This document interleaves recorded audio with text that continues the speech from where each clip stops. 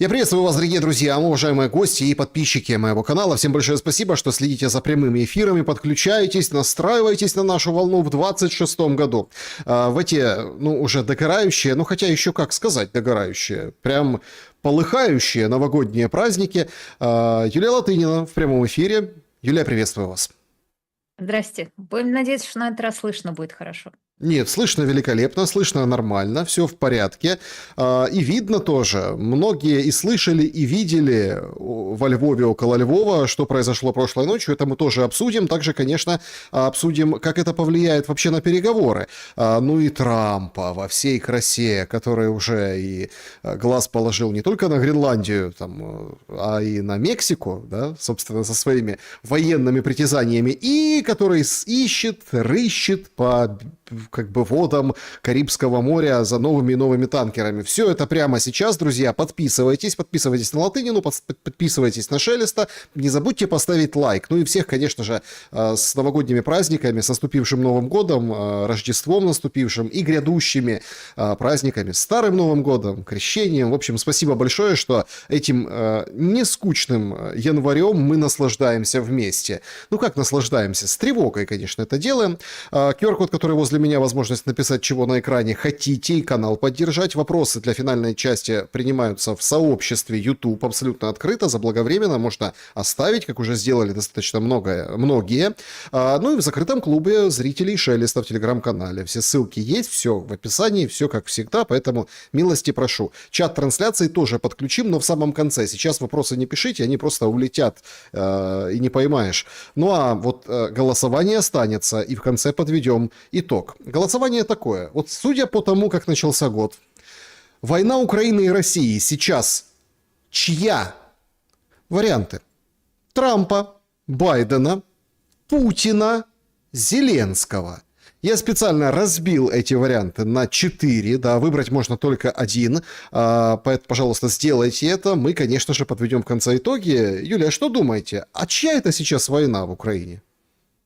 Третий, четвертый вариант Путина и Зеленского. Путин, которому нет смысла останавливаться, потому что у него стратегическое преимущество, и Зеленского, который будет сражаться до последнего украинца, потому что это дает доступ к внешнему общаку и продолжает власть. Я, кстати, тут посмотрела, просто не могу не добавить, меня совершенно потрясли цифры. Украинская война, Украина получила больше всех в истории человечества во всей эпохе, просто среди всех стран, субсидий на войну, потому что Кильский институт, наиболее достоверный источник, определяет общее количество денег, и товаров, и военного оборудования, которое получено Украиной на эти деньги, в 300-350 миллиардов долларов. Для сравнения, весь Советский Союз за сопоставимое количество времени получил в качестве ленд-лиза на 11-12 миллиардов тогдашних долларов. Это 180-250 нынешних долларов. Израиль за 75 лет субсидий, 75 лет, понятно, это все-таки не 4 года, получил, по-моему, где-то там тоже сумма близкая к 250 миллиардам, но это за 75 лет. Афганистан, за 20 лет получил около 200 миллиардов.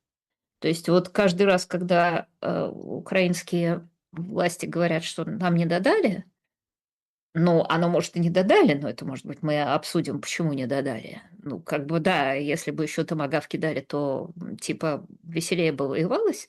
Но просто такого количества денег, такого количества помощи не получала в абсолютных и относительных цифрах ни одна страна на свете, включая Советский Союз, во время ленд-лиза. Куда-то все делось. Никуда все делось. Часть, конечно, пошла на войну. Я недавно от Андрея Баумейстера с удивлением узнала, что, оказывается, были большие субсидии на помощь беженцам, которые убежали с востока на запад. Ой, чего? Александра, вы знаете, может быть, кто-нибудь знает, что-нибудь строили, что-нибудь давали? Нет, Давали почему-то мелочь смотрите, какую-то давали. какая история. То есть построили там модульный городок 1, 2, те, о котором то, что я как бы успел за что ухватиться. Сейчас с этих модульных городков выселяют ветерана, он там борется с семьей в зиму, понимаете? Модульные городки. Ну, то есть какие-то квартиры. В общем, мало что работает из этого направления. Но давайте так, понятно, объемы сумасшедшие. Здесь нужно, понятно, делать скидку на то, что идет другая война, и там цены завышены, и вообще сейчас как бы вот эти Я, пушки стали... Не-не, пушки я стали... специально с учетом инфляции. Нет, дело не в инфляции. Я понял, что вы специально с учетом инфляции. Тут вопрос в том, что там миллион за танк, да, вот миллион уничтожается там $1000 каким-то FPV, например. Ну, это так, грубо говоря, да, то есть поменялась война. Поэтому цифры, конечно, сумасшедшие, однако война другая, абсолютно другая. И вы понимаете, я хотел просто здесь добавить к тому, что вы сказали. Вы знаете, насколько сердце кровью обливается, особенно сейчас, когда зима, мороз, проблемы в городах, Киеву там обещают к вечеру вернуть часть домов отопления, пол Киева без отопления после вчерашнего массированного удара, Днепр, Запорожская область, вот это вот все. А тут же вспоминаешь совсем недавно, это же недавно, год назад, 1,5 года назад, тонны утилизированной гуманитарки. Сердобольные европейцы, стиральные машинки, микроволновки, еду какую-то. Все это на складах, все это на полигонах мусорных. А так не распределили, так никому не досталось. Поэтому, знаете, тут, конечно, есть о чем задуматься. И хорошо, что вы с этого начали. Продолжим мы давайте все-таки вот этим ударом орешником и переговорами. Ну вот смотрите, казалось, кажется здоровому человеку, который следит за новостями, вот сейчас анализирует вот эти этапы, эти качели там, Трампа туда-сюда, что все, ну, крест на переговорах. Но вот сегодня, сразу после, простите, вчерашнего удара боеголовками пустыми, не пустыми, по газотранспортному сейчас опровергают, говорят, били по какому-то другому объекту, пробили 2 перекрытия, сожгли томики Ленина в перекрытии. Ну, то есть какая-то странная история, но официально никто ничего не может рассказать по состоянию на эту минуту, мы в прямом эфире. Официально всегда российские боеголовки растворяются в воздухе и поражают, нет, или поражают мирных жителей. Да, так вот, после этого вчерашнего удара, который, как казалось бы, поставил точку, и я лично для себя, с точки зрения аналитики происходящего, понял, что это точка, и дальше будет, вот как вы выразились, веселее, эскалация бурным ходом. Выходит постпред США при НАТО Мэтью Уитакер. Продолжается огромный прогресс в направлении прочного, подлежащего исполнению мира. Теперь, когда постперемирийное соглашение выработано, начинается самая тяжелая работа. Мандат президента Трампа заключается в том, что он хочет мира в Украине, и эта администрация делает все возможное, чтобы этого мира достичь. А мы о мире, с орешником, понимаете, по Львовской области. Как это возможно? Есть ли перспективы, что этот удар приблизил мир? Давайте, как ни странно, котлеты отдельно, а мухи отдельно. Орешник можно было ожидать после, во-первых, налета дронов на резиденцию Путина, потому что даже если мы примем наиболее ослабленную версию этой истории, которую вот неназванный офицер ЦРУ сказал в интервью Wall Street Journal, то он подтвердил, что прямо во время переговоров Трампа и Зеленского Зеленский запустил в направлении резиденции президента Путина там 91 дрон. Именно прямо в этот момент. Естественно, возникает вопрос, первое, а разумно ли это в момент переговоров запускать эти дроны? И второе, каким образом российское ПВО должно было узнать, что это летит не в резиденцию президента Путина, а где-то рядом. Причем можно уточнить, а это рядом было там на расстоянии 50 метров или на расстоянии 50 километров. Потому что, конечно, в таком виде вот то, что сделал Зеленский, это был удар не по Путину, а удар, понятно, что они бы никуда не долетели и уж точно там никого бы не поразили. А удар именно по Трампу. Это был такой овальный кабинет-2. Да? Трамп сделал вид, что не заметил, попросил Россию не заметить, но в том мире, в котором сейчас Трамп, собственно, живет, и Путин живет, в мире пацанов, которые должны мериться известными вещами. Пацан сказал, пацан сделал. А вот Путин получил по компулу, он должен был ответить. Его попросили ничего не делать. Хорошо, он ничего некоторое время не делал, тут случился этот танкер. Один пацан сказал и сделал, другой пацан должен сказать и сделать, и тут ничего не попишешь. Это как бы мир правильный, причем эскалации конфликта.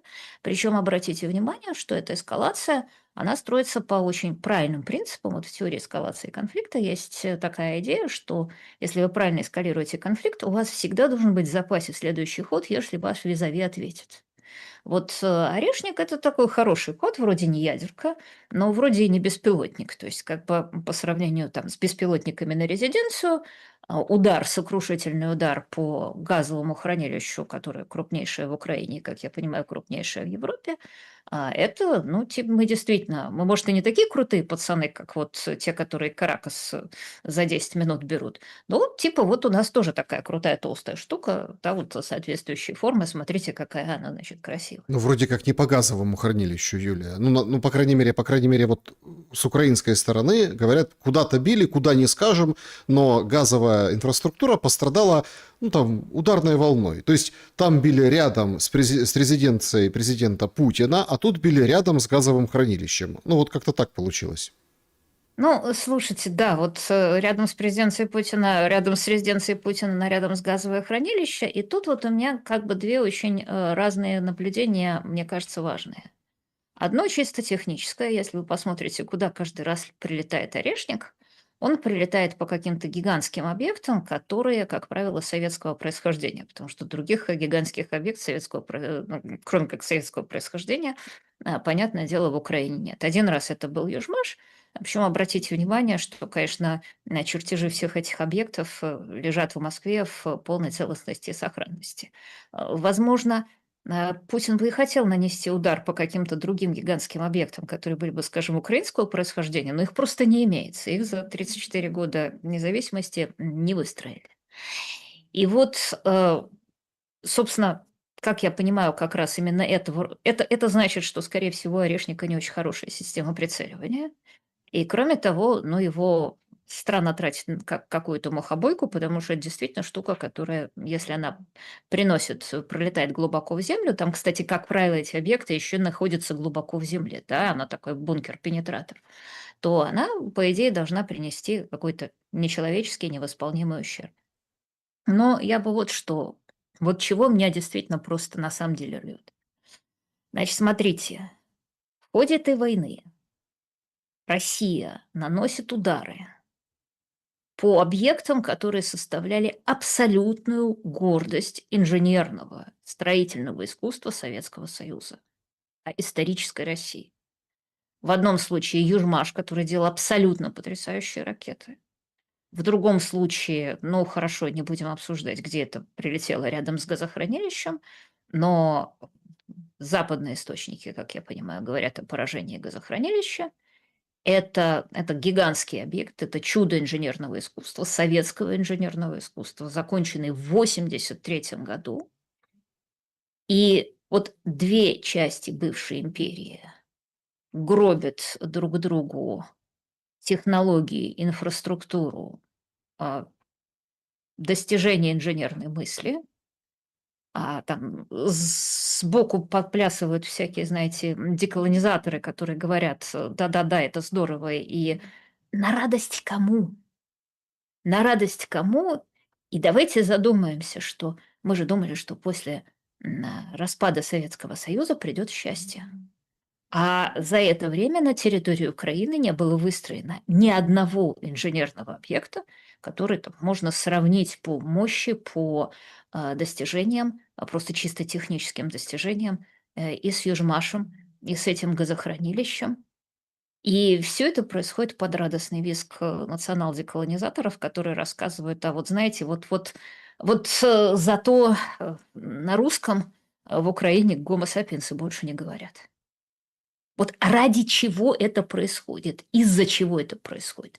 Из-за этих активистов, из-за этих НКОшек, которые там радостно на свою деятельность, простите, получали деньги уже, соответственно, от USAID и всяких других вещей, которые рассказывали несчастной Украине, которые рассказывали людям Украины, которые рассказывали людям, у которых в восточной и центральной части культура была всегда на русском языке, что, оказывается, вы тут несчастные, колонизированные, и вот если вы перейдете на то наречие, на котором говорила сельская глубинка в Австро-Венгрии, то тут, значит, у вас все и расцветет. Вот главное, значит, чтобы вы сломали, чтобы вы деколонизировались. Ну, вот они в результате деколонизации. Как вам? Ну, это вы действительно, как историк, хорошее такое наблюдение. А ведь правда, да? Если так разобраться, инфраструктура как раз-таки советская. Даже не подходит слово постсоветская, советская. Да? Даже вот этот сегодняшний, ну, опять-таки, да, сообщений официальных нет. Куда прилетело, не говорят. Видели свечение все. Слышали очень далеко, даже в соседних областях слышали этот удар. Сейчас показывают какие-то железячки, говорят, вот он обломок, вот она там голова, СБУ показывает, вот еще там что-то, смотрите, там на снегу лежат сфотографированные. И вот это вот, мол, страшный орешник. Рассказывают, что ударили куда-то, какие-то перекрытия пробили, томики Ленина сожгли. Это не газовая инфраструктура, поэтому не волнуйтесь, какой-то другой объект. Да и вообще там не шибко глубоко он в землю и проникает. Ну, в общем, так, как-то всех как-то успокоили. Ну, и все ходят и носятся с этим, что, смотрите, без боевой части, ха-ха-ха. Такое ощущение, что если было бы с боевой частью, вот тогда бы, а тогда что? Ну, то есть, абсолютно вот эта когнитивная война, которая вот сейчас сопровождает ступеньки эскалации, она меняет абсолютно подход и переворачивает какие-то акценты. Я единственное уточнить хочу у вас, да, в этой части, что, Юлия, а почему вы... Кстати, вы такая не одна. Тоже есть ряд аналитиков. Вот просто интересно. А почему вы танкеры с орешниками сопоставляете в единую цепочку? То есть орешник и мирные переговоры вы разводите, да, ну, то есть разводите, а Да. орешник и танкеры сводите воедино. Если бы это было так, то сегодня бы Олина, или как там он называется, очередной, короче, танкер не захватили бы американцы, причем тот танкер, как подчеркивается, с российской нефтью, он там просто забрел туда, да, под каким-то, то есть конкретно российское уже судно, тоже разные флаги, но тем не менее. Ничего страшного, взяли и как бы арестовали. Странная какая-то история. То есть абсолютно как бы не стыкуются эти вещи. Так что, за каждый захваченный танкер американцами будут лупить по Украине? Нет, слушайте, действительно, все-таки немножко надо развести. Официально Россия сказала, что это за 91 дрон, который на резиденцию Путина. Но мы также понимаем, что история с танкером немного унизительна для Путина. Она не настолько унизительна, как, опять же, ее изображают в ходе когнитивной войны, когда она там рассказывает, что какие-то российские подводные лодки разбегались в сторону, потому что вот вы подводную лодку не видите, она есть. Мгм. Так как-то вот я не совсем понимаю, как может подводная лодка защитить танкеры, когда мне, опять же, неназванный источник Wall Street Journal рассказывает, что там была подводная лодка. Ну, перископом она, что ли, помахала? Я допускаю, что там действительно какая-нибудь подводная лодка плавала российская в Атлантике. Кстати, вот вы сказали, что его в Карибском море. Его же не в Карибском море Нет, так застигли. давайте теперь... Он 2 недели бежал от, соответственно, от американцев. Он не успел в Венесуэле забрать нефть, он просто бежал, он в процессе переименовался. Он шел под гаянским флагом, потом, значит, поменялся на российский флаг. Тут его загробастали. 2 недели эта погоня продолжалась. Россия действительно, видимо, говорила: ребята, отстаньте от нашего танкера. Это старая ржавая корыта, которая стоит 10 миллионов долларов. То есть вся идея вот этого теневого флота заключается в том, что когда вы покупаете вот эти ржавые корыта, которые пропадут, так пропадут. То есть на самом деле я думаю, что американцы больше денег потратили на преследование этого танкера, чем на то, сколько он будет стоить. Там, конечно, было очень смешно, что оказалось, что в команде 20 украинцев и 6 грузин и 2 русских. То есть Как оказывается, в что анекдоте, да? Вот это. Ну, как в анекдоте. А какой анекдот? Не, ну просто там украинец, русский, грузин, например, да. А, Ну, нормально, зачин можно придумывать любые ситуации. Нет, анекдот тут в том, что оказывается, что реальная жизнь устроена совсем не так, как нам объясняют деколонизаторы, когда они говорят, что вот трехлетняя москворотая девочка, да-да, давайте отменим. А оказывается, что жизнь течет совершенно другим чередом. Так вот, но тем не менее понятно, что танкер все равно был российский, уж чего уж там. И понятно, что это сильный афронт. И более того, если мы возвращаемся к Венесуэле, ведь что произошло в Венесуэле?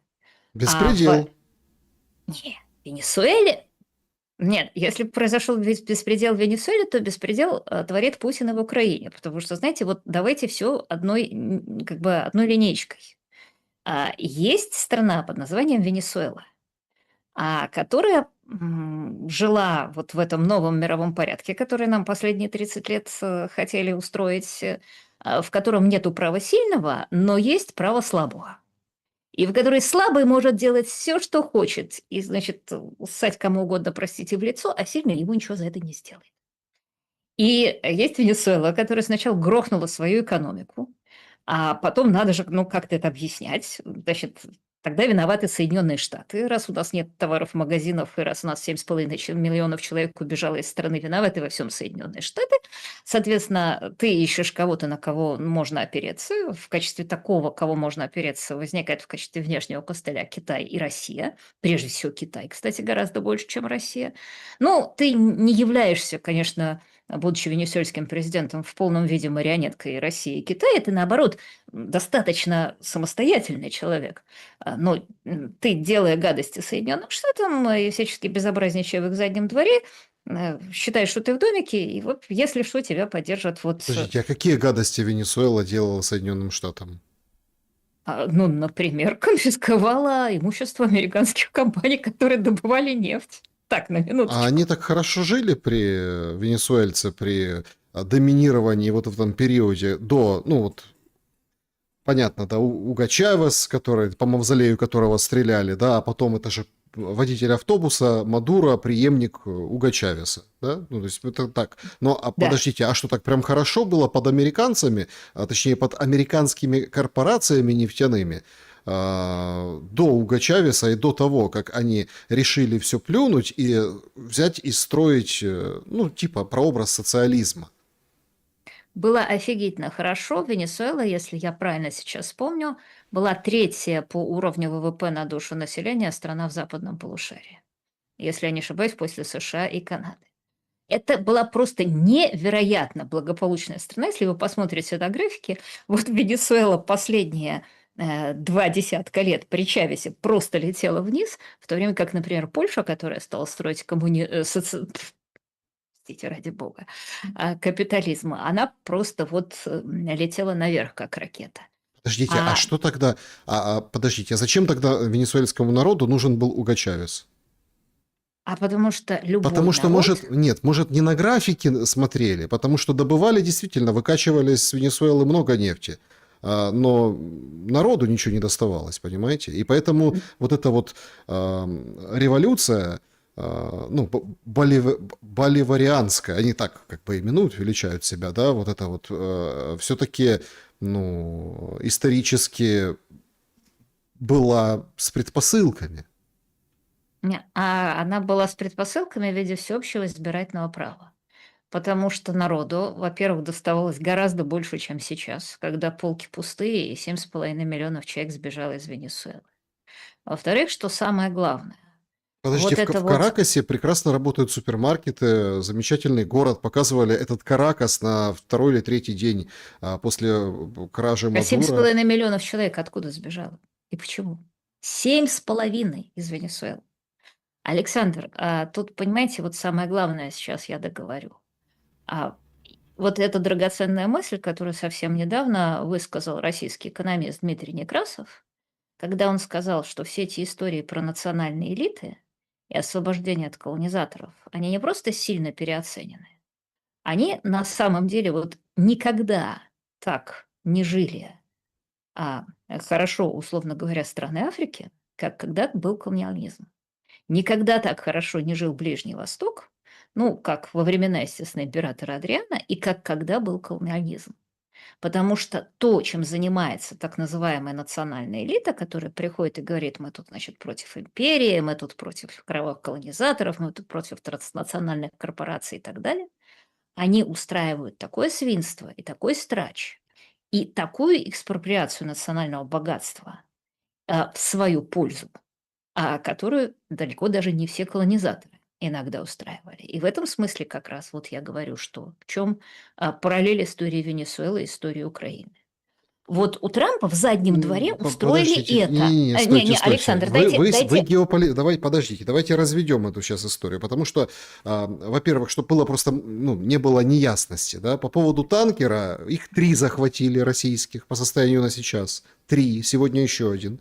Мы сфокусировались на том, который шел и который британцы помогли, да, то есть на севере, который не дошел совсем чуть-чуть, не успели, да, вот как бы дойти и выйти, так сказать, туда, на Северное море, потому что их 3, чтобы не перепутали. Украинцы были вот на этом танкере, он с Крымом связан. Не-не-не, я не про украинцев, я про Украину. Я хочу просто, чтобы было понятно. И сейчас тоже, вы сейчас уходите в геополитику, да, но то, что вы сказали, вот эта мысль Некрасова, вот это ведь принципиально важнейший момент. Я как раз и хочу Смотрите, ее продолжить. Нет, так вот нет, вы ее просто сейчас слышу, вы продолжаете ее в геополитику. А я все-таки с внутренней историей, давайте параллель с Украиной проведем. Вот с внутренней. То, что вы сейчас говорите, это оправдывает Зеленского, оправдывает вот сегодняшнюю Украину, из которой тоже выехали, выдавили и выгнали, как с началом СВО из России, так вот сейчас, где тоже диктатура, где вообще нет выборов, но просто все держится на западной легитимности, на вот этом внешнем. А внутри, получается, вы оправдываете, что, так погодите, под американцами же круче.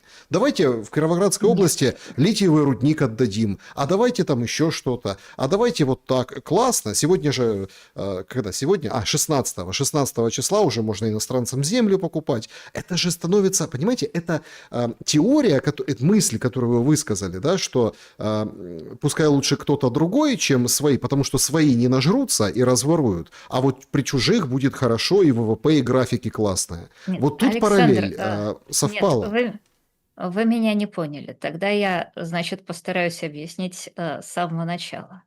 Во-первых, территория нынешней Украины никогда не была для России колонией. Она была интегральной частью империи. Ну, не считая Западной Украины, которая была, соответственно, интегральной частью Австро-Венгрии. Но это даже сейчас не будем об этом. Вот смотрите, есть правило, которое сейчас вводит Трамп.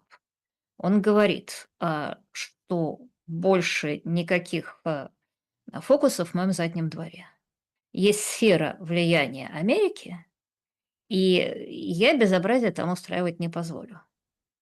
Естественный ответ Путина и естественный ответ вот в мире, в котором все так существует, Путин говорит, очень хорошо. Вот Путин же устроил Венесуэлу, как демократы устроили Украину.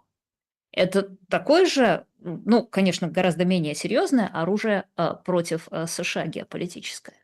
Хорошо, говорит Путин, но у меня тоже есть задний двор. Более того, это не просто задний двор, как Венесуэла, это интегральная часть Российской империи, интегральная часть Советского Союза.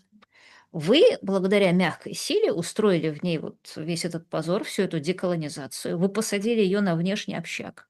Вы дали стране 350 миллиардов, из которых непонятно сколько разворовано.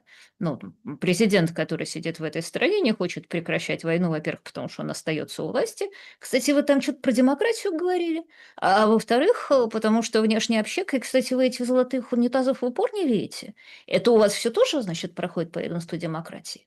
Так вот, главное еще мое наблюдение, уже не мое, а Некрасова, уже не Некрасова, а мое, заключается в том, что если можно, пройду еще дальше Некрасова и скажу, что вся эта идея буферных государств, она, в принципе, чрезвычайно, и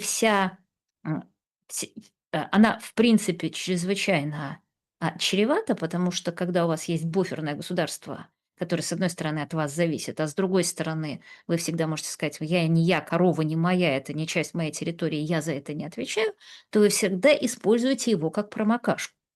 Вот, условно говоря, ни Россия, ни Китай не были заинтересованы в том, что в Венесуэле было что-то приличное, потому что она бы тогда начала сотрудничать с США.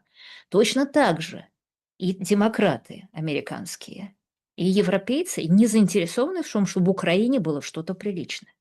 Наоборот, когда страна является частью вашей территории, империи, как, допустим, та же самая Украина, вернее, нынешняя территория Украины является частью Российской или Советской империи, то они и строят Южмаш, то на ней строят газохранилища, то вы не воспринимаете эту территорию как какую-то колонизованную или чью-то, потому что, собственно, она и не является колонизованной, она является, ну, территорией, все, территорией Российской империи. Я даже не знаю, как это значит, на лишний раз повторить. Как только вы разорвали империю пополам и вепонизировали одну часть империи против другой, я имею в виду, это делают там американские демократы, это делали американские, кстати, неоконы, то вы тем самым, ну, во-первых, обрекаете две части империи на конфликт, а во-вторых, вот ту, которую вы считаете своим буферным государством, вы за нее не несете ответственности. Она у вас расходный материал, она у вас одноразовый материал. То есть вы считаете, что сейчас Соединенные Штаты Америки, кроме того, что...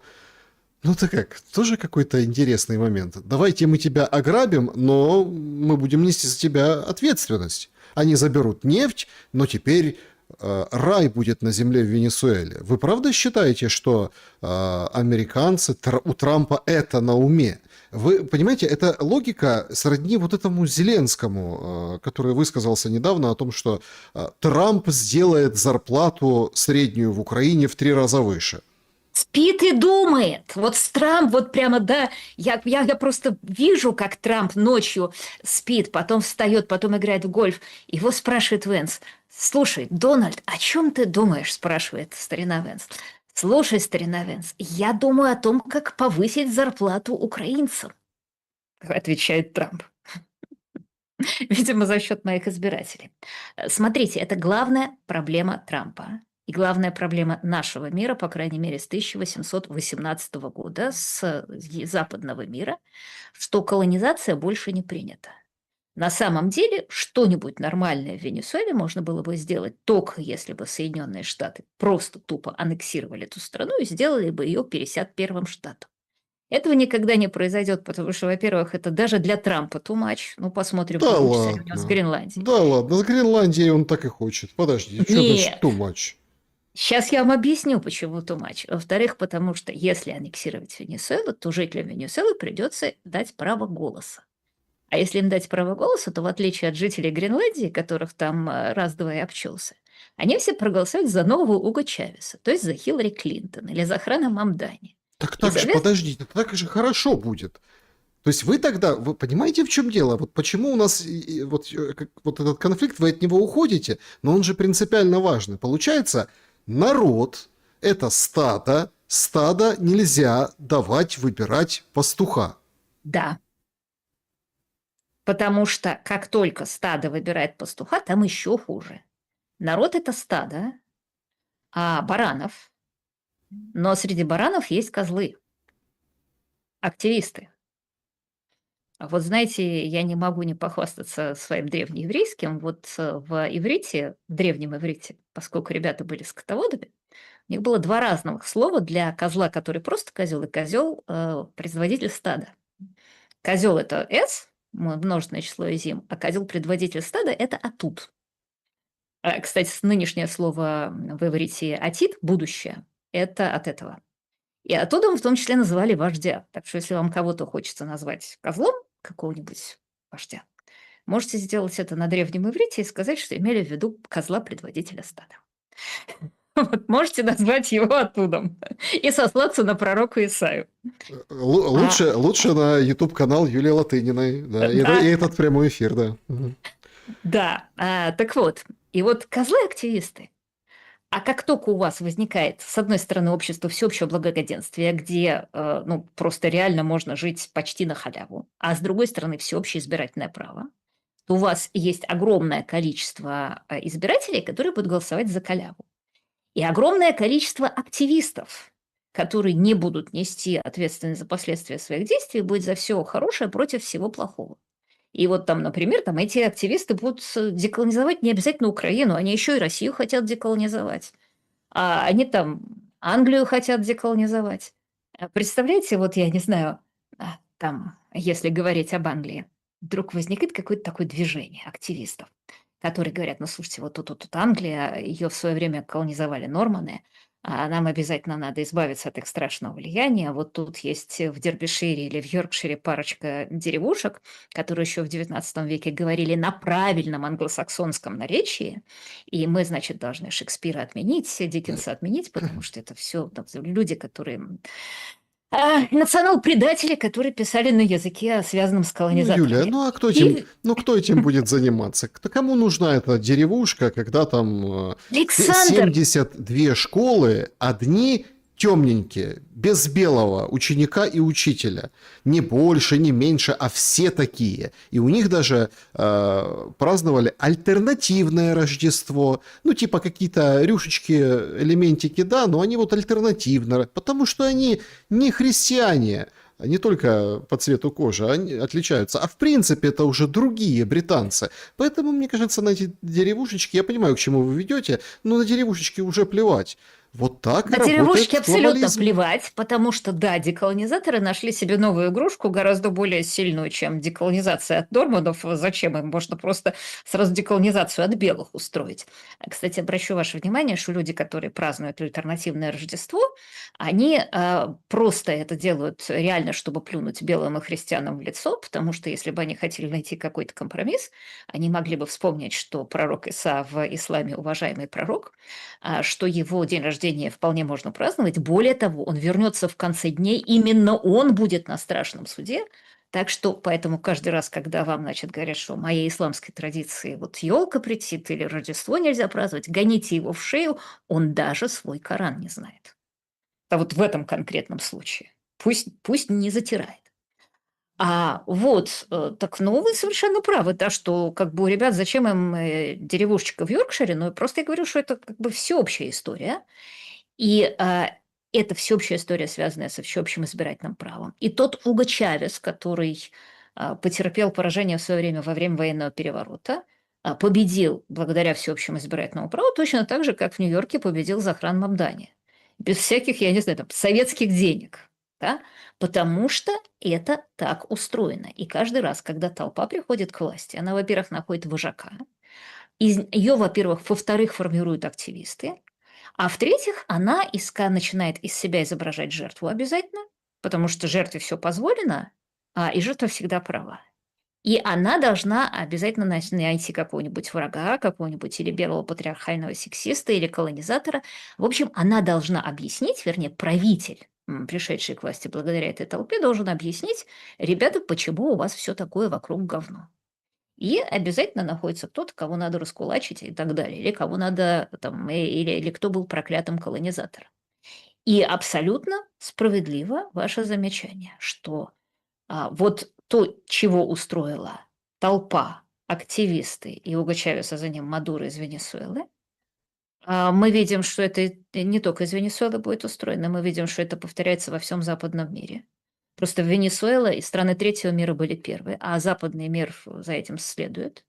И это означает, что демократия как принцип правления, как всеобщее избирательное право, будет в ближайшее время на наших глазах проигрывать странам просвещенного абсолютизма. Если говорить о большом примере, например, Китаю, если говорить о мелком примере, он просто мелкий, но очень характерный, Дубаю. Вы знаете, какое количество британских ам, бизнесменов, по-моему, 45 каждый день переезжает в Дубай. Я прошу прощения, если я неправильную цифру называю. Миллионеров.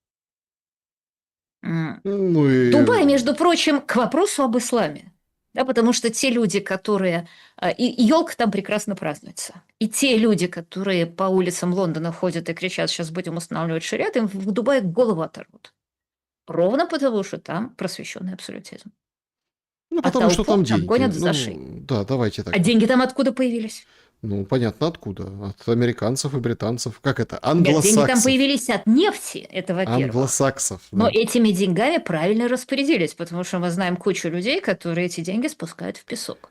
Деньги никто не дает. Те деньги, которые дают, всегда раскрадывают. Вот потому что если вам дают деньги, у вас в конечном итоге всегда получается сектор газа. Если вы богатая страна, то вы все свои деньги заработали сами.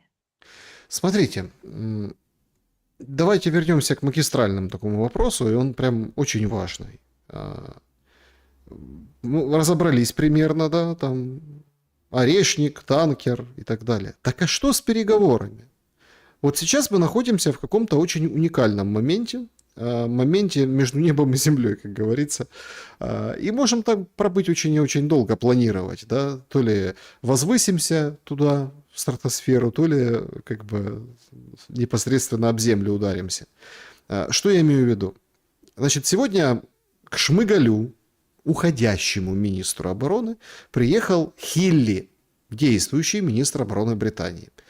Был же в начале года прошлого подписан, как ратифицирован, подписан, а потом позже ратифицирован вот этот столетний договор с британцами. И вот так вот невзначай заехал Хилли и подписал в рамках этого договора некое соглашение. Ну там дроны разрабатывать, оружейное. Это все так подается, мол, смотрите, вот так.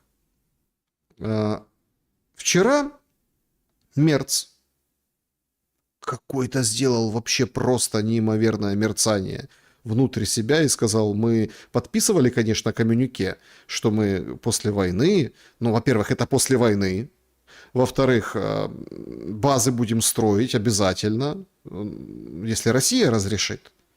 И все как-то у всех руки опустились. Макрон вообще как бы настроен поговорить с Путиным.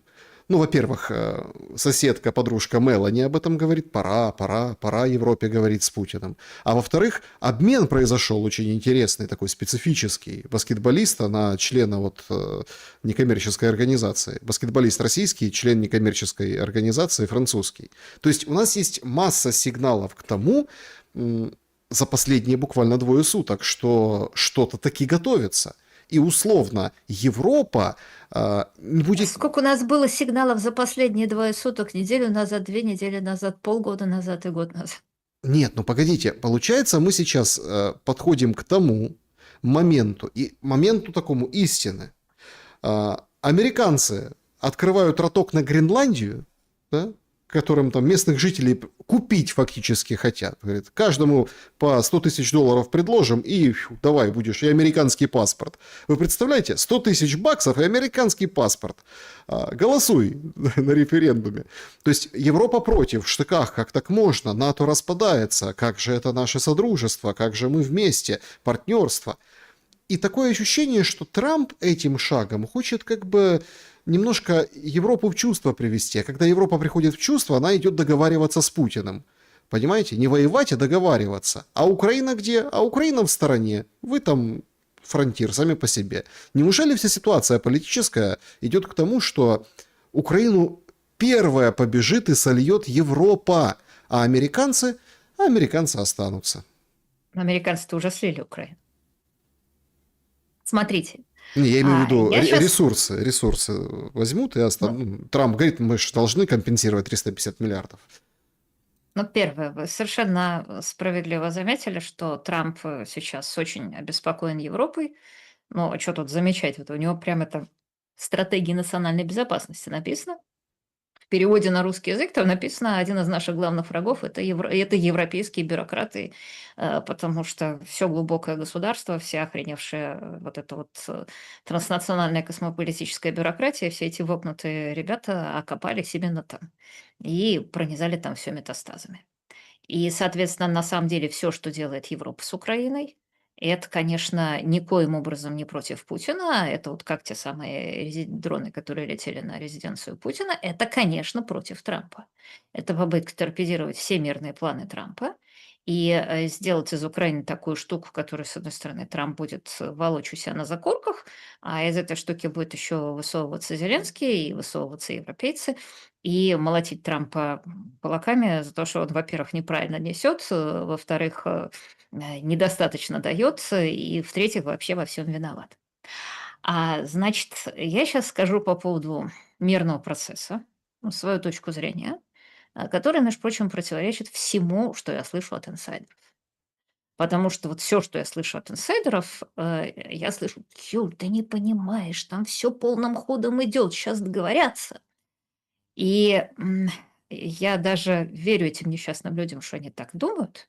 Но просто поскольку я от них это слышу уже второй год, и все это за углом вот сейчас, то я думаю, что это ошибка инсайдера, который, переоценивает собственные усилия, переоценивает которому хочется возвысить то, в чем он участвует. А если не заниматься инсайдами, а посмотреть в таблицу умножения, вот те звонят и говорят: "Слушай, ты не поверишь, дважды два 6, точно там в администрации президента сказали". Вот если повесить трубку на место и посмотреть таблицу умножения, и посчитать, сколько дважды 2 не по инсайдам, а по таблице умножения, то, с моей точки зрения, выходит следующее. Трамп действительно хотел закончить эту войну. Не потому, что он такой хороший, а потому что он понял, что Соединенные Штаты ее проигрывают, и когда будет Афганистан, всех собак повесят на него. И ему не хотелось, чтобы это было как Афганистан. Кроме того, он видел, какое количество денег воруется. И кроме того, это самое главное, он видел, что Зеленский работает с демократами. То есть для него, Трампа, как для пацана, поддерживать человека, который вот еще до выборов много раз рыл ему яму, это подрывать основы собственной власти. Тут дело не в уважении. Соответственно, это не было очень выгодно Путину, потому что ровно по той самой причине, что он понимает, что у него есть стратегическое преимущество и что он может забрать гораздо большую часть Украины, чем те, что он забрал сейчас. Но, тем не менее, Путин был, по крайней мере, формально готов договариваться, и в Анкоридже они договорились на предложение Трампа о том, что Путин получает без боя Донбасс, а в обмен отдает там Каспии, Запорожская АЭС и так далее, и так далее. И они подписывают множество разных бумажек, которые на самом деле я бы на месте Путина в эти бумажки не очень верила, потому что все эти бумажки такого свойства, что, вы знаете, мы тут с вами вместе хотели строить мост на Луну, но, знаете, что-то не получилось, извините. Все эти бумажки Россия с 91 года уже многократно хлебала вот ровно в таком виде. Ой, мы тут скоро, но, знаете, извините, не получилось. Но я возражу, что бумажки о нерасширении НАТО не было. Была устная договоренность. Это важно все-таки отметить. Конечно, нет, бумажки не расширения НАТО не было, но я, например, вам говорила, что была история, которую рассказали Ельцину, что не будет никакого НАТО, а будет партнерство во имя мира, мы с вами будем участвовать в партнерстве во имя мира. Ельцин заплакал, сказал, как вы это хорошо придумали, плакал на плече госсекретаря Христофера чуть ли не. Оказалось, что это не просто была обманка, а это была обманка с самого начала. То есть Ельцина развели, чтобы он не мешал расширению НАТО, партнерство во имя мира это был просто совсем фейк, на который должен был клюнуть как рыбка на приманку. Значит, соответственно, получилось, что это была сделка за счет Украины, которую Путин и Трамп договорились, потому что, ну, с одной стороны, для Путина она была не очень выгодна, тем более того, он там отдавал какие-то куски Запорожской АЭС и так далее. Но зато он получал в обмен Донбасс без боя, то есть берег некоторое количество десятков тысяч жизней. И это как бы и такая вещь, которую он взял бы сам через некоторое время. Но с другой стороны, там, если заплатить десятками тысяч жизней или если заплатить куском Запорожской АЭС, ну давайте я лучше заплачу куском Запорожской АЭС. Они ударили по рукам. А в этот момент когда перед эту сделку предъявили Зеленскому и европейцам, то и те, и другие, каждый по своей причине пришли в ужас. Зеленский пришел в ужас, потому что, во-первых, кончался внешний общак. И украинское правительство не видело таких денег, мы уже только что говорили, 350 миллиардов долларов, это просто в глаза не видело. А кончалась возможность бесконечной военизации, возгонки общества телемарафоном и под этим предлогом тушения всего и вся. И самое главное, надо было объявлять выборы. Там есть технологии, которые позволяют в такой ситуации выиграть выборы, но они все не без сучка, не без задоринки, тем более, что одновременно там возникало гигантское количество людей, которые были оттерты от кормушки, обиженные, раздавленные и так далее. Многие из них еще до сих пор могущественные. Были золотые унитазы, которые тут же можно было вспомнить, непостроенные укрепления, невыполненный госзаказ. То есть просто вот все. Это там, конечно, был абсолютный кошмар и лишиться власти, и лишиться, возможно, жизни. Это была резон Зеленского, то есть просто сорвать этого что бы то ни стало, пусть этот чемодан без ручки едет дальше. И такой же, собственно, резон Европы, потому что, во-первых, к этому моменту европейцам стало ясно, что они последний. Европейцам мы, конечно, не очень правильно говорим Европа в целом, да, будем скорее говорить Евросоюз и некоторые европейские политики. Но, тем не менее, в первом приближении европейской бюрократии стало ясно, что они являются для Трампа, и Трамп, вернее, для них в первую очередь является главным врагом. И, соответственно, надо не дать Трампу выбраться из этой ловушки в виде российско-украинской войны, потому что в тот момент, когда Трамп потерпит в этой войне поражение, всегда можно будет повесить это на него. Соответственно, Европа приняла решение поддерживать Украину, просто любой, любым способом и не замечать ничего. Мы видим, как европейские политики полностью игнорируют золотые унитазы, полностью проигнорировали Медичгейт, полностью игнорируют там все, что происходит. Уж там не будем говорить про день рождения Бандеры или то, что приключается с русским языком. Это вообще даже как-то прям неприлично замечать. То есть делают вид, что Украина – это по-прежнему образец демократии и светлости. И, кстати, это очень такая большой урок, что нет ничего, что европейская бюрократия не способна проглотить и не способна выдать черное за белое, газета «Правда» отдыхает. Мы всегда думали, что там на Западе счастье. И единственный маленький момент заключается в том, что европейская бюрократия не согласна давать солдат, не согласна давать оружие, у нее оружия просто мало, и не согласна давать денег. Потому что во-первых, денег у Европы больше нет.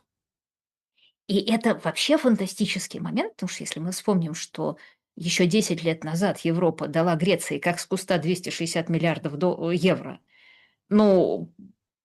и Германия при этом вытащила 110 миллиардов, и это не было проблемой для Германии, то мы видим деградацию европейской экономики вот просто на наших глазах, что происходит.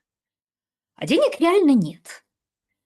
Соответственно, была идея с Европи активы российские. Тут выяснилось, что если это сделать, то там, во-первых, будет нести непосредственную ответственность Бельгия, а Бельгия не хочет. Во-вторых, Путин ответит тем же. А в-третьих, рухнут последние остатки доверия к европейской банковской и финансовой системе. И поэтому вместо этого приняли половинчатое решение, а давайте мы займем на рынке 90 миллиардов, то есть не 300, не 210, как нам сначала говорили, а 90. Кстати, Александр, вот они приняли это решение. А ведь эту сделку надо делать. Разместить облигации на рынке – это долго. Это даже если вы, коммерческая корпорация, приняли такое решение, такие облигации размещаются несколько месяцев. Вы что-нибудь слышали после этого решения про размещение этих облигаций? Понимаете, Это как? система куда-то исчезла. Там где-то во втором квартале, может, в конце чего-то, первый транш, вот такие. А самой системе, конечно, нет. Кредит дадим, а облигации потом разместим. Суть не в этом. Мы слышали Зеленского, который говорит, нам дали 90 миллиардов, это наша гарантия, ура, мы этого Это добились. дадут. Мы все время слышим в этой войне очень много будущего времени, да? Нам дадут томагавки. Потом что-то случилось с томагавками, да. Нам дадут это, нам дадут все. А потом это... Помните, Макрон говорил, что он войска в Украину пошлет? Как там? Ну, они вообще, еще раз говорю, они военные базы собрались строить. Только Ну так если они Россия. собрались военные базы строить, да только если Россия одобрит. Да, да, больше смотришь про Так а примечания. как сделать так, чтобы Россия сказала «да»? А сейчас я вам скажу, во-первых, как сделать так, чтобы Россия сказала «да». А во-вторых, просто заканчивая мысль, обратите внимание, что Европа очень хочет, чтобы война продолжалась. Кстати, это еще связано с тем, что те политики и бюрократы, которые сейчас у власти, они в 2022 году поддерживали Зеленского, и для них будет личной политической катастрофой, и плохо отразится на их репутации, если, значит, все это кончится золотыми унитазами и с грохотом рухнет. И вообще там, про ТЦК заговорят и про все остальное. Так вот, это во-первых. А во-вторых, а, что самое главное, что европейцы расчухали, что Зеленскому можно платить горячими пожеланиями удачи и обещаниями. Ну и какой дурак будет платить настоящим золотом, если можно платить обещаниями? Дешевле выходит. В смысле, обещания столько можно надать, особенно если ты европейский политик, и знаешь, что там через 5 лет ты все равно не будешь у власти, а если будешь, то в каком-то другом месте. А самый главный вопрос, знаете, как можно Россию заставить то есть Россия, чтобы Россия согласилась на базы? Я не скажу, что это что это стопроцентный способ, но есть один, по крайней мере, важный момент. Вот если эти 90 миллиардов действительно разместить, то ведь их придется погашать либо из европейских бюджетов, а мы уж только что говорили, что там денег нет, и вообще там собственным избирателям не понравится, либо из российских денег. Российские деньги украсть нельзя, потому что будет плохо. Но надо сделать так, чтобы Россия согласилась. Так? Так. А как Отдать вы думаете? деньги? Да. То есть вернуть России деньги и ставьте базы свои. Что хотите, то и Не-не-не-не, делайте. нет, нет. Я о другом. Да, как сделать так? Сейчас до баз мы дойдем. Это менее вероятный вариант. Я вам скажу, что есть вариант, при котором Россия согласится добровольно отдать эти деньги в обмен на признание аннексированных ей территорий. Вот этот 90-миллиардный кредит на самом деле, я думаю, что вот люди, которые считают далеко, он заложил такую бомбу под все вот это вот европейское бахвальство, потому что если они его разместят, еще раз повторяю, они его не смогут погасить как за российские деньги. Российские деньги они не смогут отобрать, потому что это будет финансовая ядерная бомба. Они будут готовы практически на все, чтобы Россия сама согласилась. На месте России я бы выкатила историю так, вот это и еще вот это вот. Ну так это Может странно. быть, туда даже и базы войдут, условно говоря, в Смотрите, Западной Украине, но я сомневаюсь. Как раз странно я думаю, это, что базы России будут ни при каких странно, обстоятельствах не нужны. странно это выглядит. Знаете почему? Потому что, получается, с точки зрения России, воевали, а теперь должны репарации платить за победу. Я еще раз повторяю. Россия, скорее всего, этих 300 миллиардов не увидит.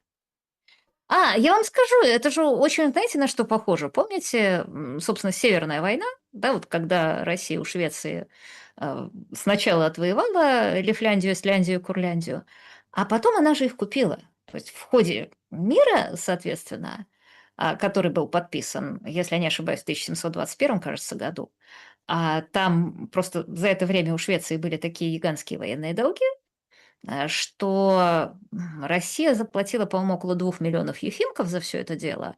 Это было значительно меньше шведских долгов, но, тем не менее, это для Швеции было большое облегчение. То есть, да, Да, вот вам исторический прецедент. Земли, слушайте, которые были уже завоеваны у прежнего владельца, чтобы закрыть вопрос, бери, это, открой. конечно, такое, знаете, как это, скупой платит дважды называется, да, или, ну, это, конечно, такая специфическая акция, да, и отвоевывай, и плати, как бы. Ну, вот вы вот в отношении Гренландии что думаете? Заберет? Я думаю, что заберется. Я И тоже, прям вот штатом... Стойте, тут же мы сейчас... Я почему про Гренландию сейчас опять вернулся назад? Потому что мы заговорили о вопросе признания. Понимаете? Признание, деньги. В вопросе Гренландии фигурирует и признание, и деньги, которые предлагают гражданам.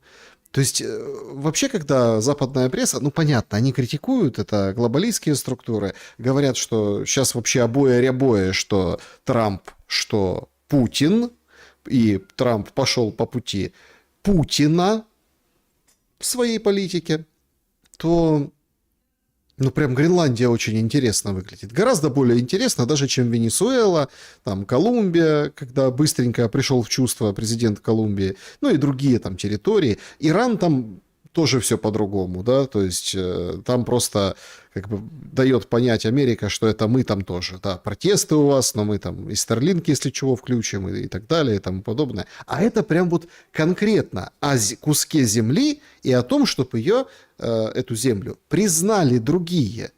Вот интересно, Россия признает Гренландию в составе Соединенных Штатов Америки, а Евросоюз, а какие страны Евросоюза? Ну, это же прям, понимаете, мы можем переместиться, причем очень быстро, из эпохи вот этих прокси-войн, буферных государств, о которых вы говорили выше, в эпоху, ну, вот открытого, откровенного передела и признаний.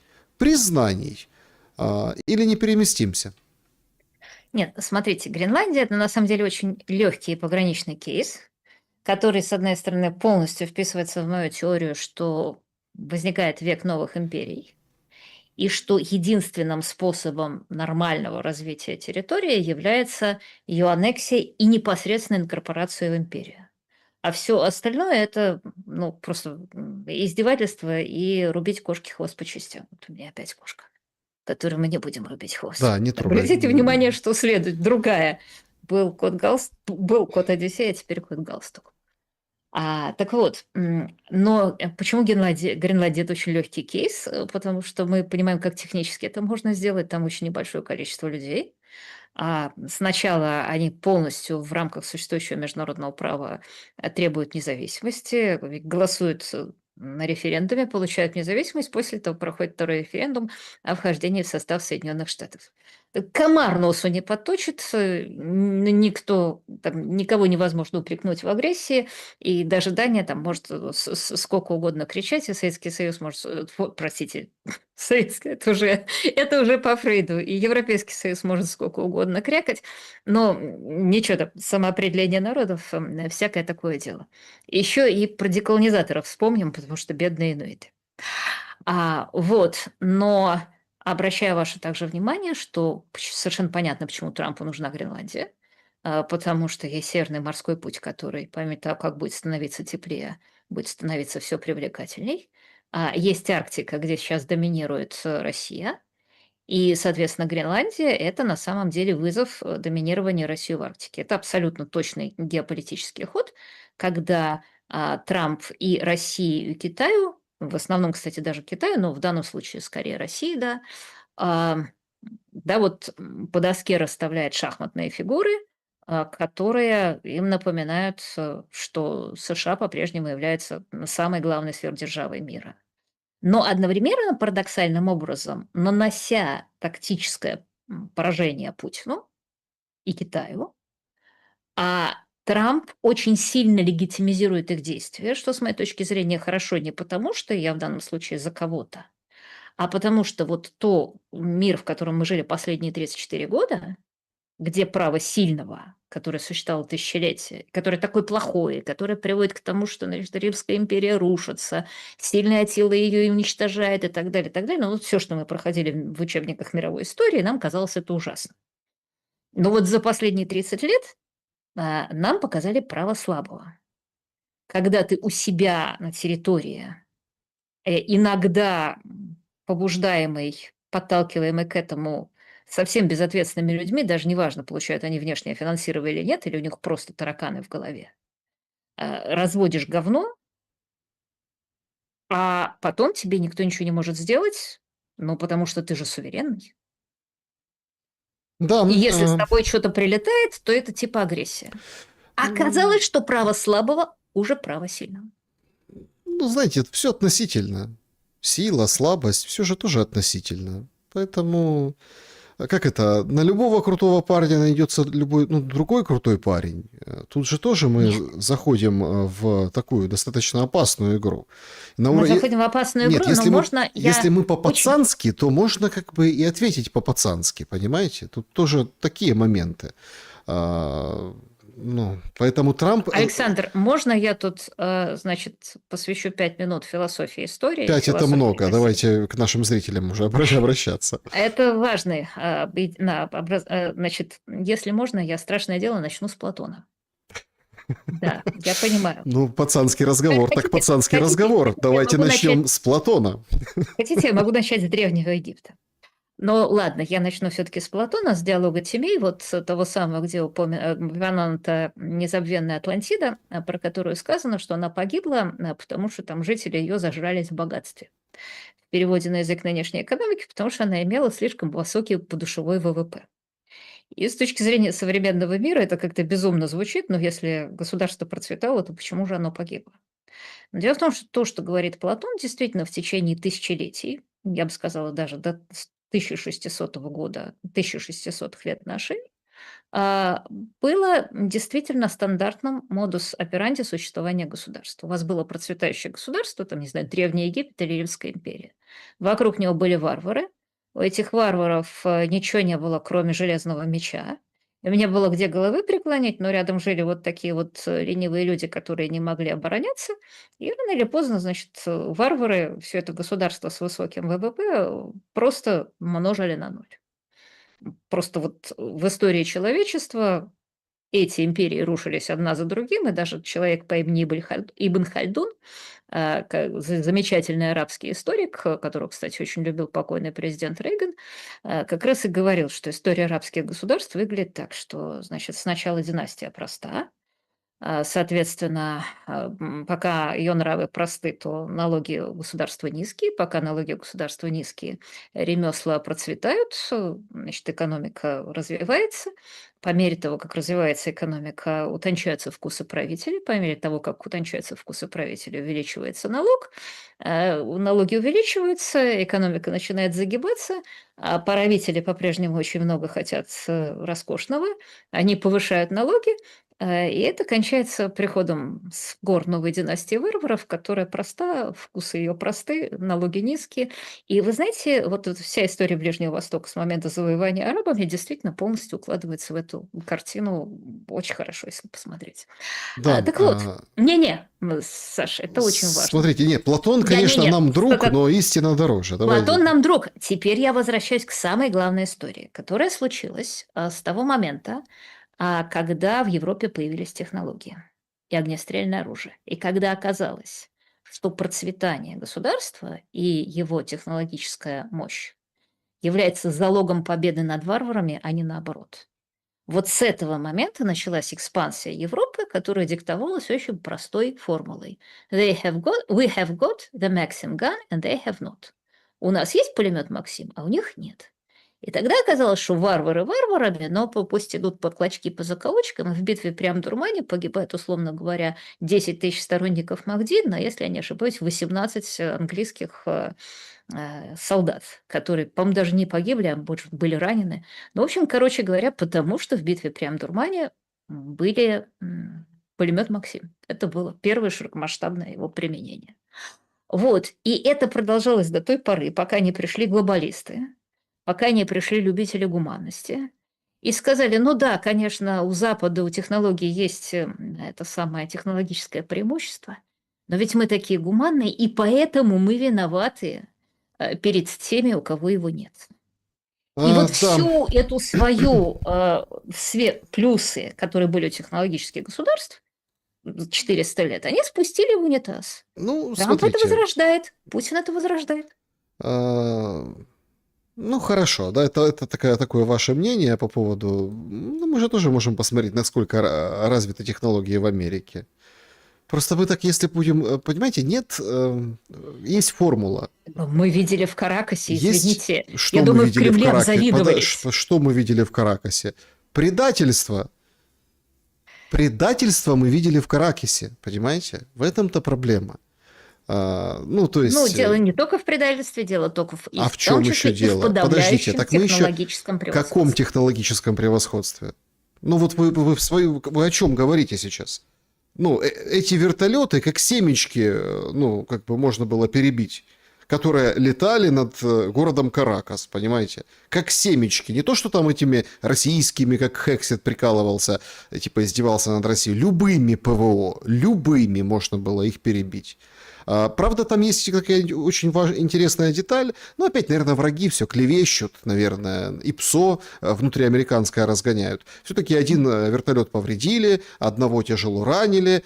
При таком соотношении потерь, и если представить, что был какой-то бой, какая-то спецоперация, раз кубинцев столько положили, и не только кубинцев, то как бы это все вранье, что у американцев у этой дельты не было потерь. И уже есть предположение, что скоро мы увидим, как кто-то на горнолыжном курорте шею сломает, кто-то еще чего-нибудь там, несчастный случай случится с кем-то, и об этом сообщат. Ну, это так, предположение, не будем как бы входить в это глубоко. Подведем итоги опроса. Война Украины и России сейчас чья? 7% Байдена, 21% Путина, 27% Трампа и 45% Зеленского. Вот так решила наша аудитория. Ну, в принципе, аудитория, как я уже сказала, права, потому что, во-первых, действия Путина глубоко рациональны, а во-вторых, мы говорили, что он договорился с Трампом. Но, кстати, у вас нет пятого варианта Европы. Но это потому, что подразумевается Зеленский, наверное, потому такой процент. Ну, Зеленский... Но как бы та страна, которая действует максимально нерационально и максимально во вред людям, которые живут в Украине, это, конечно, Зеленский. Так, друзья, перейдем к вашим Собственно, вопросам. напоминаю, что просто, да, в конце концов, Зеленский в 22 году мог подписать Стамбульские соглашения. Мы... Да, ну, понятно, не Саш, подписал. это, значит, смотрите, это очень важная история, вот на самом деле, потому что во время войны всегда возникает такая история, война все спишет. Типа вот это же путинские ракеты летят, значит, Путин виноват. А вот, знаете, очень похожая история была во время осады Ленинграда, когда действительно Гитлер не хотел брать Ленинград, а хотел уничтожить его голодом. Это была, ну, абсолютно вина Гитлера, да, это была его стратегия. Но Сталин, будучи уверен, что Ленинград будет занят, не стал его снабжать и вывез из него все продовольствие. И был полностью уверен, что война все спишет. Ну, кого? Ну, на Гитлера же. Гитлер же осаждает Ленинград. Вот мы сейчас имеем нечто похожее, потому что Зеленский, продолжая войну, был уверен, что война все спишет на Путина. А нет, после, по крайней мере, я уж не говорю 19-й год, хотя бы Подождите, ну после. вот смотрите. То есть Сталин виноват в блокаде Ленинграда?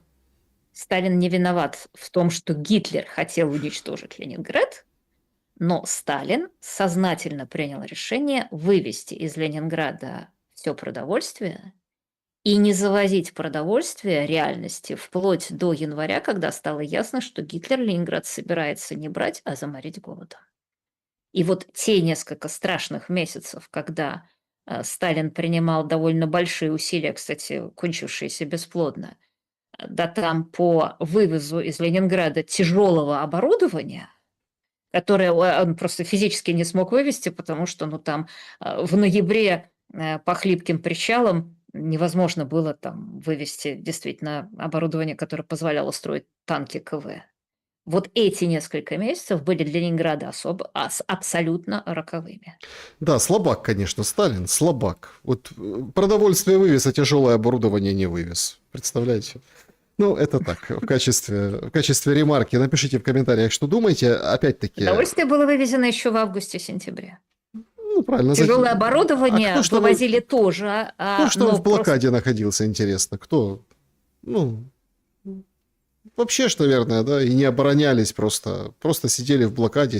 Гитлеровцы окружили и сидели и смотрели, а там просто сидели советские граждане, голодные из-за Сталина. И вот это вот с голоду, так сказать, и оборонялись, понимаете? Тоже, как бы, если мы рассматриваем... Это вот опять, понимаете? Вот вы говорите, а графики вот такие. Но график показывает нам только одну какую-то грань, многогранника всего того, что происходит. Вот в этом как бы такой... Я просто говорю, что есть такая особенность у войны, что во время войны на Это да, противника можно это списать да. все, в том числе и то, там, что ты сделал Да, сам. и с Вот, фортификации можно да. списать, и солдат можно списать, и деньги можно, все можно списать. Война все спишет. Война все Тут я спишет. как бы с вами согласен, бесспорно. Значит, Юлия, давайте режим Блиц, чтобы большее количество успеть пройти Ага. вопросов от наших уважаемых зрителей. Поехали, начнем с клуба зрителей в телеграм-канале закрытого сообщества. Переходите, интересуйтесь. Спасибо вам, что как бы поддерживаете. Дмитрий, э, так, значит, вопрос к Юлии Латыниной. С сегодняшней точки зрения, прошлое интервью Юлии Александру Шелесту – это последний гвоздь в гроб сегодняшних либералов России. Юлия, скажите, если бы вам сегодня предложили поработать у Соловьева, вы бы согласились? Естественно, не бесплатно. Нет, знаете, я ценю свою независимость. Мгм. Елена, вопрос Юлии Леонидовне. Как вы думаете, для чего был подписан трехсторонний акт о размещении воинского контингента в Украине? Это чтобы у России выбора не осталось для перемирия? Даешь Третью Республику? Может, Украине это тоже выгодно? Долги спишут, договоры по недрам пересмотрят? Ну, как бы продолжение нашей дискуссии выше. Ну, мы только что говорили, что там выяснились примечания типа Мерца, что если Россия согласится, да, если бабушка будет согласна. Но это все то же самое проявление военно-политического закона Грэшема, о котором я давно говорила, что Европа отделывается бумажками и красивыми обещаниями, чтобы не платить. Вот согласитесь, вот что было важнее для Украины? Получить солдат, получить оружие, получить деньги или подписать какую-то бумажку, которая типа там либо шаг сдохнет, либо и шаг. Ну, это делай с бумажкой. Шаг либо сдохнет, либо и шаг. Так, значит, вопросы из сообщества YouTube. Россия хотела показать силу, а как по мне, показала бессилие. Бахнул бы Зеленского, это был бы аргумент или Буданова, или кого-то. А так, что газ взорвал? Люди без газа, какой смысл в этом? Это как ударить кулаком об стену. Удар сильный, а стене похрен. Нет, это как раз очень, как я уже сказала, точный шаг в лестнице эскалации. И в добавление к сказанному напомню, что в данном случае как раз это все прилетело по Западной Украине, что имеет смысл, потому что, согласитесь, ну, каждый раз, когда это прилетает на Одессу, думаешь, ну, черт побери, значит, тут с одной стороны по улицам Одессы деколонизаторы ходят, а с другой стороны дроны прилетают. Вопрос, что не поделила между собой российская либеральная оппозиция, оказавшись за границей? Гранты, славу или подписоту? Чего они вот там ругаются постоянно? Ну, слушайте, кусок маленький, эмиграция вообще часто ругается между собой. Это касается там и иранской эмиграции, и первой белой. Но главная проблема российской оппозиции заключается в том, что когда эта война начиналась, российская оппозиция крайне ошибочно считала, что Запад во всем прав, никакого нацизма в Украине нет, и вообще Украина это блистающая демократия. Вот у Украины получилось, а у России нет. Наверное, в тот момент, когда Зеленский сказал свою знаменитую фразу «Русские, возвращайтесь домой, свергайте Путина», а те люди, ну, которые просто живут на Западе, или те люди, которые ничем не связаны, и которым, может быть, там не очень нравилось, что происходит в России, они поняли, что хрен редьки не слаще, и свернулись, и там или переменили свое мнение, или перестали его высказывать. А те люди внутри российской оппозиции, которые зависят от Запада, которые зависят от грантов, которые зависят от тусовочки, они оказались абсолютными заложниками нарратива, который они же сами помогали создавать, и оказались в жутком и унизительном положении, которое, собственно, вот сейчас, последняя фраза, которую я скажу, наверное, которую мы там хорошо видим в истории с резолюцией ПАСЕ, когда люди, которые собрались представлять Россию в ПАСЕ, подписались под тем, что Россия должна проиграть войну, которую она так на минуточку выигрывает, вернуться на границы 91 года, что с учетом нынешних настроений украинской власти с большой вероятностью означает этническую чистку в Донбассе и в Крыму, выплатить репарации, да, еще там суды над военными преступниками, и деколонизация, то есть расчленение России. Мгм. И оказалось еще, что с точки зрения украинской власти все это и украинских пропагандистов все это еще глубоко недостаточно. И сейчас мы видим, что процесс и так имел шутовской характер совершенно выдвижения в ПАСЕ, а там уже какие-то совсем деколонизаторы, чтобы окончательно это превратить в м, смешное зрелище. То есть люди реально подписались не под оппозицией Путину, а люди реально подписались под том, что мы враги и предатели России. И причем это у них попросили, заметим, прямо в Европе. Ну, слушайте, Не, уже ну, называется все. как это? Кто стучит, тому откроют, кто просит, как это, где оскудеет рука дающего, да? Да, то есть А, оказалось, что те нарративы, которые в начале 22 года, когда Зеленский вот их озвучил, можно было думать, ну, может, это, знаете, э, может, это вот какие-то местные особенности украинской власти, может, это вот там люди, у них бадхёрт, ну, действительно падают бомбы. Оказалось, что ветер-то дует с запада. У нас же значит, в ФРФ теперь Free Russia Foundation вот только что, значит, сказала в связи с этим Волковским скандалом, что типа российской оппозиции негоже говорить об украинской коррупции и даже о российских нацистах, сражающихся на стороне Украины. А надо приложить свои усилия на свержение и деколонизации. Ребята, вы точно Free Russia Foundation? Значит, Виктор, вопрос для Юлии. С момента начала войны до сегодняшнего дня спикеры регулярно проводят прямые параллели между войной в Украине и Второй мировой. Называют Путина Гитлером, говорят, что Украина только начало перед планом захвата чуть ли не всей Европы. Можете сформулировать свою позицию? Почему война в Украине не мировая, а региональная? И подобные исторические сравнения некорректны и ведут к ложным ожиданиям. Смотрите, во-первых, как раз надежда украинского руководства была, что война пойдет по пути мировой, и что с Украиной будет то же самое, что с Сербией. То есть великие державы используют этот прецедент, и, собственно, одна из главных стратегий Зеленского была в том, чтобы превратить это в мировую войну, превратить это в ядерную, но и в таком случае уже никто не будет вспоминать ни про золотые унитазы, ни про непостроенные укрепления, Украина будет точно жертвой, все, значит, впишутся. Интересно, золотой унитаз фонит сильнее, чем что-то другое? Там же сегодня измеряли радиационный фон. Все померили, сказали, во Львовской области. Все хорошо. Болванки Нет, прилетели.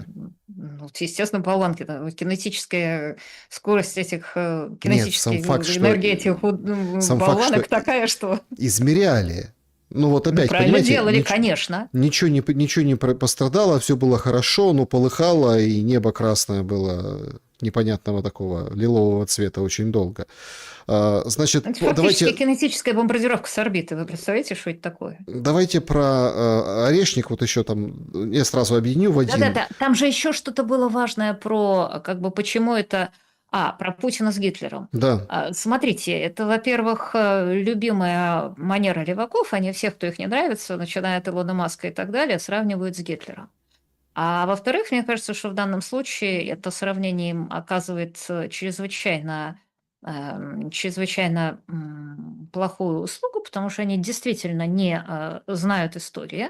Они из истории знают только Холокост. И они, например, не знают, что вот те самые судетские немцы, которых защищал Гитлер, это действительно 4 миллиона немцев, которые жили на этих территориях сотни лет, которые внезапно в результате крайне унизительного для Германии, абсолютно несправедливого и подлого Версальского мира который, собственно, и был главной причиной Второй мировой войны, оказались на территории нового государства под названием Чехословакия, которое в Версале, президент которого новый Масарик, Томаш Масарик, бил себя в грудь копытом и говорил, что он будет строить новую Швейцарию. А вместо этого он стал заниматься этническим угнетением, в первую очередь немцев, как практически и все вот эти вот новые государства, образовавшиеся после Первой мировой войны. И, собственно, именно тогда для этого была придумана концепция национального государства. Это было ровно то, о чем мы говорили в начале этой программы, когда кончилась идея построения крупных империй, и когда для того, чтобы для своего уничтожения своего геополитического противника, в данном случае Германии, вот ее обсадили новыми национальными государствами, которые на своей территории принялись всячески дискриминировать немцев. И, соответственно, эти несчастные немцы, которые жили там на этой территории 100 лет и вдруг выяснили, что теперь они не могут быть врачами, если они не знают чешского, они, мягко говоря, охренели. И, конечно, они были все там 100% германскими националистами.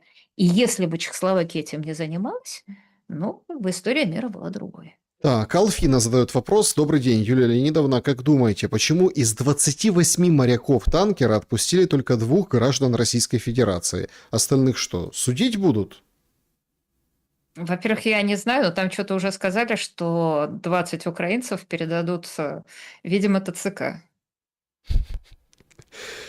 Ответ тут простой, потому что МИД Российской Федерации попросил американскую сторону, и те отпустили их. Вот и все. Слушайте, это, кстати, очень показательно к вопросу да, пацаны меряются. А украинский МИД изучает, что за люди, какие граждане, граждане, не граждане, а что там крымская компания, ну, якобы этого танкера. Поэтому, знаете...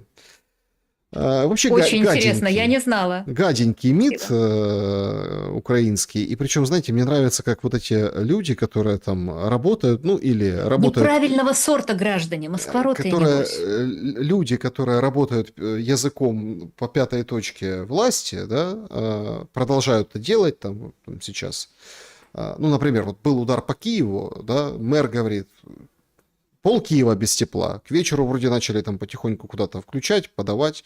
Он говорит, ребята, надо уезжать. Ну, мэр Кличко. Его сразу политтехнологи, всякие рты, ломы, или как их правильно сказать, глашатые режима Зеленского. Вот, мэр, слабак, пошел вон, тут ты еще панику разводишь, вот это все. Понимаете, точно так же вот эти люди, они говорят, да все нормально, они вообще не при делах, они ни при чем. В смысле?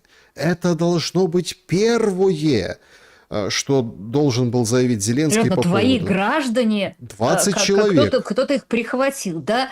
Ну Все. так вы понимаете, люди будут задавать вопросы. В смысле на российском судне украинские граждане? Ну вы думаете хоть что-то о политтехнологиях? Скажите, что они в рабстве в России. Вот в рабстве на судне. Понимаете, представляете? Захватили этих моряков и эксплуатируют проклятые россияне. Даже такой идиотической, ну, какой-то пропагандистской вообще никак не обставили. Заткнулись и сказали, МИД, мы изучаем. Все. Уже русские, собственно, дома, грузины, ну, непонятно, потому что там капитан грузин. Посмотрим. И 20 украинцев, понимаете, в этом российском теневом флоте. Позорище просто какое-то международное. Слушайте, Александр, знаете, у меня есть маленькое добавление. Вот вы сказали, что в Киеве восстановили, уже к вечеру начали восстанавливать свет. Ну, обещают, не свет, а тепло, тепло. Тепло. Вот просто я хочу обратить ваше внимание на происшествие, которое меня потрясло, и наших слушателей. Вот я вижу, что украинская инфраструктура, действительно, сколько на нее сыпется, и как быстро, фантастически быстро она ремонтируется. В Берлине какие-то чокнутые анархисты оставили целый район, несколько десятков тысяч жителей без света и тепла.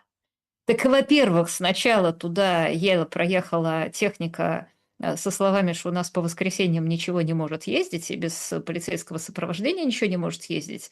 И это мы еще быстро ее привезли, потому что, типа, в нормальной ситуации надо бы было получать разрешение несколько месяцев. Район вот абсолютно мирном Берлине сидел чуть ли не до четверга, я могу перепутать, но чуть ли не до четверга без света и тепла. Причем мигрантов за государственный кошт вывезли, а пенсионеров оставили мерзнуть. Ну, Так, типа, да, согласитесь, вот это к вопросу о значит, Кличко на них. да нет, конечно, их Кличко. Давайте вот закончим философским вопросом из чата трансляции. Вячеслав, по-моему, да, Вячеслав задает его. Каким образом кладбище объединяет украинцев? Недавно, если видели, Кулеба, министр территории, давал интервью «Экономической правде».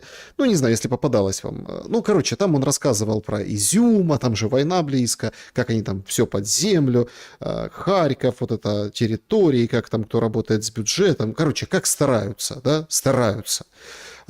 И выдал вот эту сентенцию выдал, что сейчас только кладбище объединяет украинцев.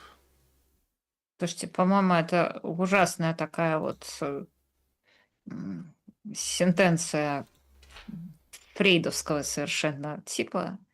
Хотелось бы, чтобы украинцев объединяло не кладбище, и хотелось бы, чтобы объединяло не только украинцев, но украинцев и россиян, в русских, напоминаю, украинцев и россиян в русских. И чтобы это объединяло не общее кладбище, а, скажем, общая ракета «Сатана». Но не та, которая летает по Америке, а та, которая летает в космос. Юлия Латынина была моей собеседницей сегодня. Спасибо большое за время и мысли. А то вот орешник сейчас летает по Южмашу. Да. А хотелось бы, чтобы этот орешник с другой ступенью производился на Южмаше и летел в космос. На Марс. Всем большое спасибо. Подписывайтесь, ставьте лайки, пишите в комментариях, что думаете. Напишите хороший, добрый комментарий нашей первой с Юлей встречей в этом 26-м году. Следим за ситуацией, не прощаемся. Добра и света.